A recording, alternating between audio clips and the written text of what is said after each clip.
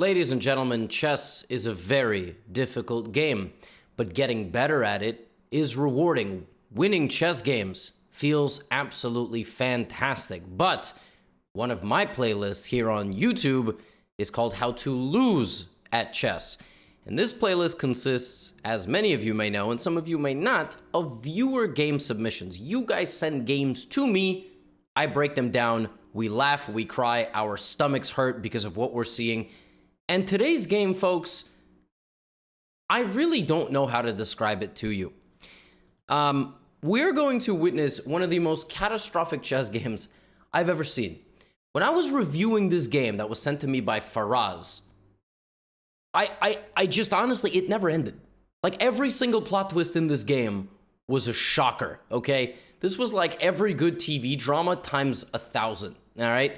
And I'm going to share it with all of you. And we have clocks here as well. This was a 15-minute game, which is actually going to make this significantly worse. Let's jump into the action. And shout out to Faraz for being a good sport about this, by the way. So both players are in their 700s. They both have Grandmaster titles. White begins the game with e4. And already as early as move 2, we have a curious situation. For example, a lot of you beginners might learn the golden moves, which is when you have to put both central pawns out, then knights, then bishops, and so on. Is white playing a gambit, though? Because d4 is the beginning of various gambits, like Danish gambit, where you give up a couple of pawns, Goring gambit. Now, when you are faced with a center pawn like this, the whole point of putting your pawn in the center is to be able to stop this. Otherwise, white would have just gotten that. So when you see d4, you should take. You should not go here. Faraz is losing in 2 moves. Never play f6 in the opening. Just don't do it, all right? In the opening. Later in the game is fine. In the opening, it's bad. Why? Well, because if white had gone here and black had gone here, it would have been +8. Because now white has queen h5 check, which ends the game. It ends the game because the king can either walk forward and get demolished, or you can go here and lose your rook. So f6, like the game is over on move 2 already, which is a record for one of my videos. Now, white here for some reason pushes forward, which now allows black to just develop around that, and it kind of looks like a London, right? Some of you say, "Ooh, bishop is out." It's not a London. A London is a queen's pawn opening, but whatever. Anyway, black plays f5. Fascinating move. All right, I said don't play f6. He plays f6 and f5, trying to break apart the center. Now, make no mistake, that is absolutely a free pawn. And not only that, queen h5 check, g6, now there's pawn take. So, I don't know what's happening here. White plays knight f3, all right? We got a counter gambit on our hands, as after f takes e4, white can take the center pawn. Now, instead of that, already the many plot twists begin as white plays bishop to g5, okay? Now, black has a hanging queen. That's called danger levels, right? The knight defends the bishop, so black should block the attack. Black goes here. Now white captures the pawn, and black blocks the pin. Okay, that sequence of moves, bishop g5, knight f6 takes, and blocking the pin, is thus far the only moves that we have seen, the only sequence of moves that we have seen that makes any sense whatsoever. But there are 56 more moves to go. Okay. Now, in this position, white, of course, should continue developing. Knight c3, bishop e2, and castle. That's what you should do. Bishop c4, whatever. I don't care. Just develop your pieces in castle. What you should not do, okay? What you should not do is trade a bishop for the knight for no reason, because now black is just better. Like, black is just going to play bishop takes f6, pin the knight, hit the pawn. There's no reason. Unless white is very clever and realized that queen h5 check is on the way, and the knight stops that, and Faraz blunders checkmate in 2. Faraz was losing on move 2 of this game, and now he is losing on move 7. Now on move 2, he was only losing by numerical value. Now it's mate. Queen h5 check, there is only one legal move, there are absolutely no question marks, and then you follow the yellow brick road, and you win. White checkmates in 9 moves, and less than a minute of clock time spent. Now, which is why he had to block with the bishop, so he would at least be able to play g6. But he did this. And now white saw that his knight was hanging and played this. White played that move so fast. So fast. I mean, my goodness. Knight c4. All right. White doesn't see mate in 2. This is how you know it's going to be a good video. Now, for us, plays f5. Once again, completely blundering the move queen h5 check. Neither player sees the fact that there is a check that absolutely devastates the safety of the black king. White will win at minimum 2 pawns. You might not want to lose this. You just have to be a little bit careful. That is protected. F5, and now white plays the move f3. Okay, trying to break apart the structure. Now black plays bishop f6. Yes, of course, why not play bishop f6 now when you could have just had the bishop there a couple of moves ago and had not blundered checkmate in 2 moves? But whatever, chess is hard. Bishop f6, bishop e2, now takes, and black plays d6. Finally, black is catching up a little bit in development, but neither player at all sees this check. I mean, that is a direct attack on the king. The king is going to have to move, which is really bad. You do not want to move a king when it's in check. You really don't want to do that. So queen d3. And it seems quite clear that with the move queen to d3, white is preparing knight c3 and castles this way. Now black is better, but that's a little bit too complicated. So we have the move c5, and immediately white is completely winning again. c5 just doesn't develop any pieces. Black has sort of completely gotten into his own way. And after the move queen d3, white castled short. So clearly I have absolutely no idea what what white or black are doing. Queen d3 I thought was preparing long castle, but no, just this. Okay. Black plays rook g8, and now finally, white sees this check. And black plays king e7. Yes, of course, because if your options are run to cover on c7 and go to f8, yes, of course you bring the king up, because, you know, the king's got to be bold and courageous. Yes, it's all losing. Every move is losing. What white should do now is finish developing and play rook to e1 check, slaughtering the king. Okay, instead white rushes a little bit, and this is a very understandable move, queen to e3. But can somebody please explain to me why white has 15 minutes on the clock in a 15-minute game? They're playing 15-10, so every single time you make a move, you gain 10 seconds. Why do you have the exact starting time in 15 moves?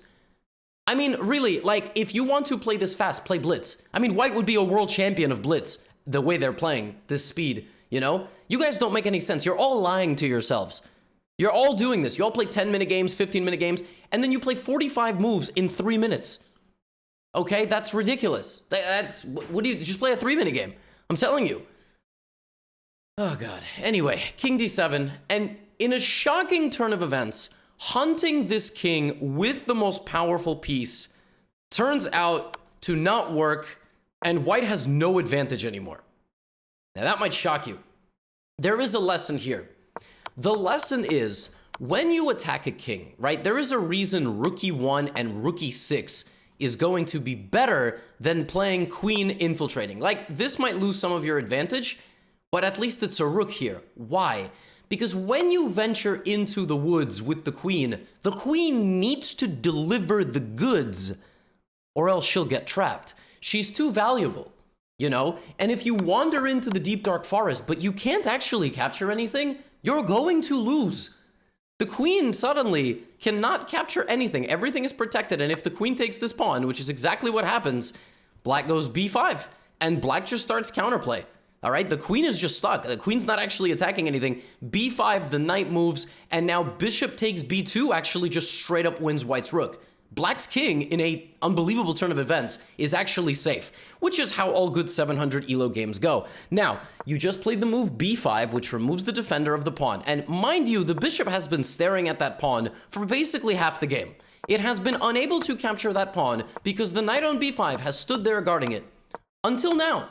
Until black successfully kicked out the knight with the move b5 and followed that up with the very natural bishop to a6, which does I have no idea what. And now the knight can continue its journey and attack the queen and be a thorn in the black position. So after knight a5, it was -7, and now after bishop a6, it is now plus 0.1. Terrific, wonderful stuff. Welcome to 700 Elo Chess. However, queen takes f5 is played instead, and now it is -7 once again, because there is bishop takes b2. Now, here, I would love to show you how the 700 Elo mind works. Black went here because his idea was, I'm going to be so sneaky. I'm going to play the move b4, and then my bishop is going to take this rook because they won't see it. Oh! Instead of just taking the pawn and trapping the rook.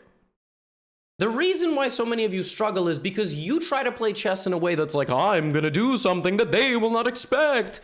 But you realize all the best players in the world expect the same stuff for the most part. Sometimes they get caught with a sneaky move, but that's not how chess actually works at like 1800 level.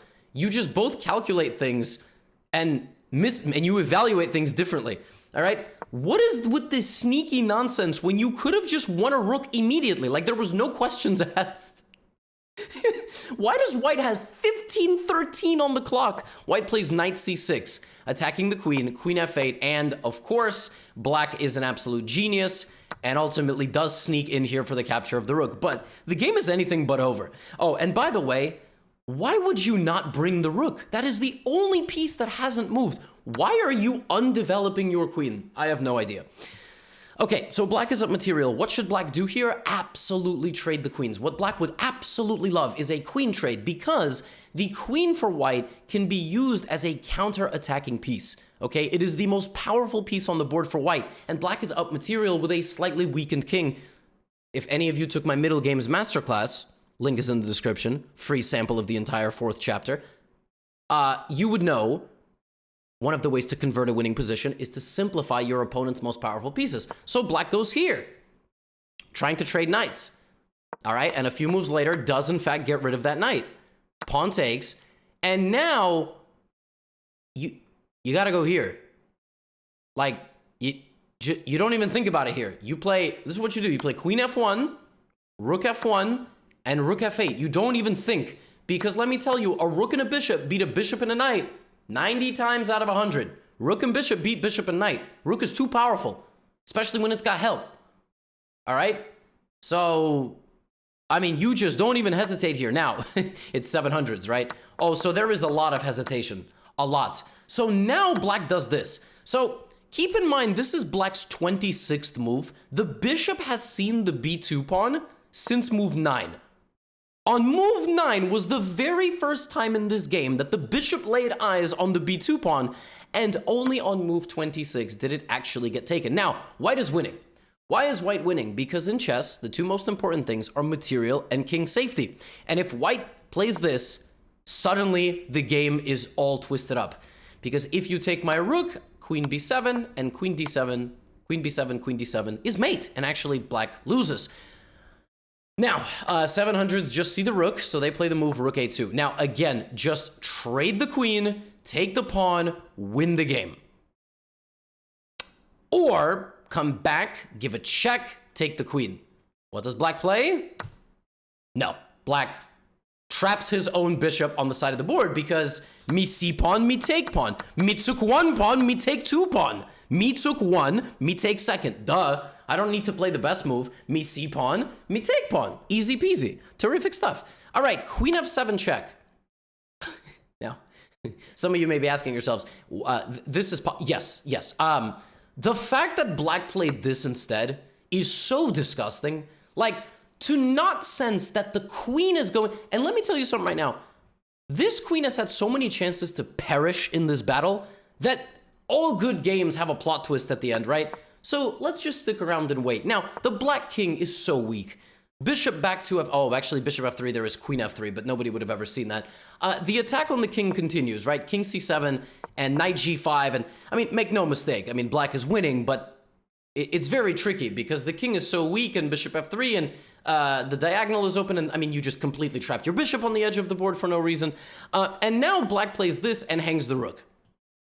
Just hanging the rook in one move, which is promptly captured, and now white is back to being winning.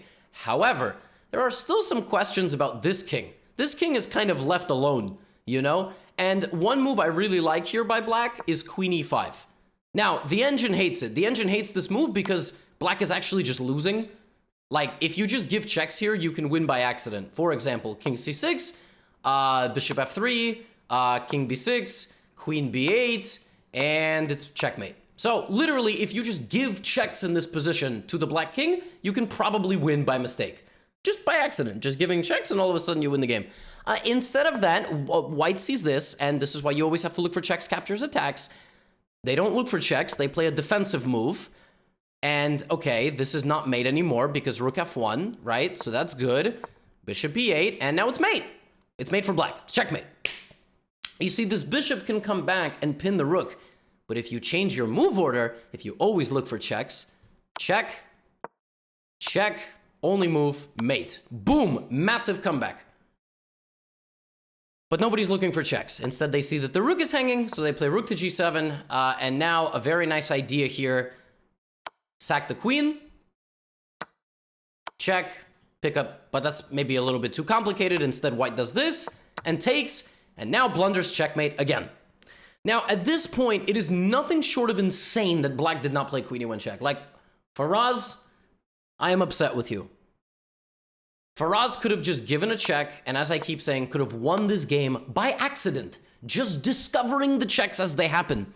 Instead, Faraz pinned the rook to the king. But now he's winning. Queen e1 is now mate in...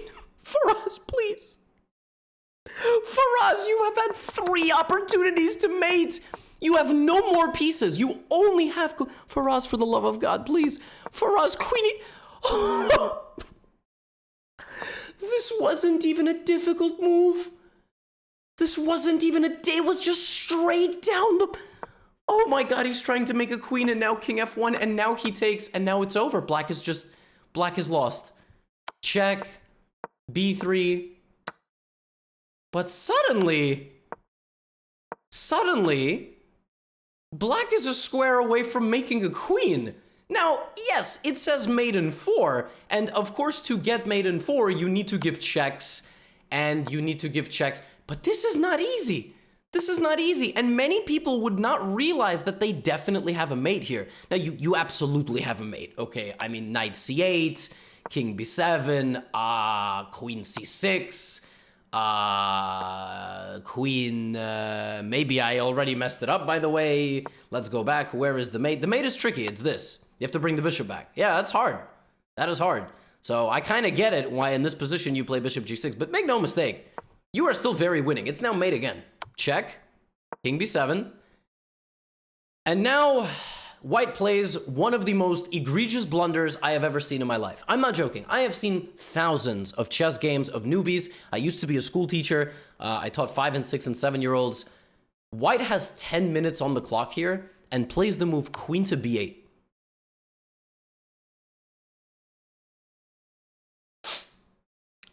White plays queen to b8, and white played that move in 6 seconds because white gets 10-second bonus. So 10-10 was on the clock when this move happened, which is 6 seconds. Queen b8 loses the queen in 1 move. Black doesn't. Black played that move in 4 seconds. Now we have this, and that's it. You are not going to make another queen. Take the queen. Oh my God. Why is nobody simplifying? What? He blundered the bishop with check. Queen takes bishop. Oh my God, now white sees that. I mean, black sees that. And all of a sudden, black is queening. What? What? There's no way. How is this possible? Now, the craziest thing about this position is black straight up makes 2 queens. It's over. Now black is just going to check white until mate. h7. Right? Mate, but you are stopping it. And now just to make super sure, black puts both queens on the same diagonal. You ain't mating. You ain't promoting. It's just not happening. You're just never making the queen. And now, it's very simple. You just give checks. Queen c3 is one of the moves. You can also get as close as possible. I would recommend that when you try to mate with 2 queens, because 2 queens together are unstoppable. So queen f1 would be the best, but okay, check. And now the game is over.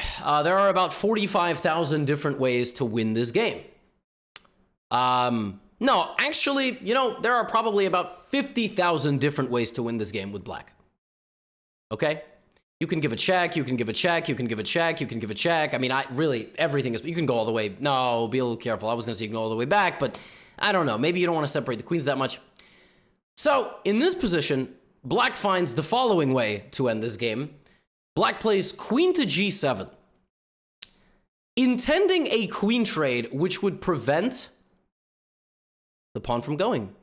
But the pawn goes.